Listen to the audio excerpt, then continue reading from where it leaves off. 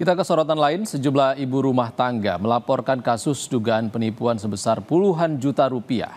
Para korban mengaku tertipu karena telah menyetorkan uang secara bertahap untuk ritual penggandaan uang. Namun hingga jangka waktu tertentu, uang yang dijanjikan tidak juga ada. Sejumlah ibu rumah tangga menggeruduk sebuah rumah di Desa Karanganyar, Kecamatan Jati Agung, Lampung Selatan, Lampung.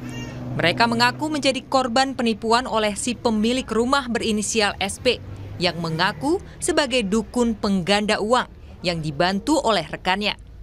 Peristiwa dugaan penipuan ini terjadi saat korban memberikan uang secara langsung melalui transfer kepada terduga pelaku dengan dijanjikan bisa melipat gandakan uang tersebut dengan cara melakukan ritual gaib. Namun setelah 5 bulan berlalu, uang yang dijanjikan ini tak kunjung diterima. Para korban pun kini justru mengalami kerugian hingga puluhan juta rupiah. Saat digerebek, terduga pelaku tidak berada di kediamannya. Diduga sudah melarikan diri. Ada 5 bulanan lah. 5 bulanan. Ya kalau di kamar kita nyewa tempat tuh di kosan, kita semuanya adain ritual. Tapi kan kita udah lama mau kekeluargaan, tapi kok ujungnya sampai sekarang nggak ada keputusan. Iming-imingnya dia awalnya itu kita diajak ke Jawa ya sama dia. Diajak ke Jawa, terus yang terakhir korban ini sama Sugeng. Yang kita ya, apa? Itu kan iming-imingin duit 27 miliar nih. Ya. Kenyataannya nggak ada hasil ya? Dong semua.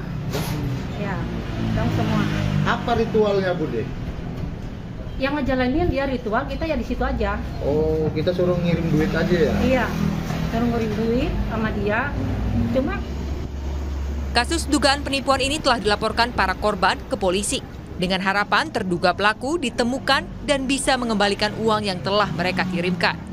Atas kasus ini pun, masyarakat diimbau untuk tidak mudah percaya dengan orang yang mengaku sebagai dukun yang bisa menggandakan uang.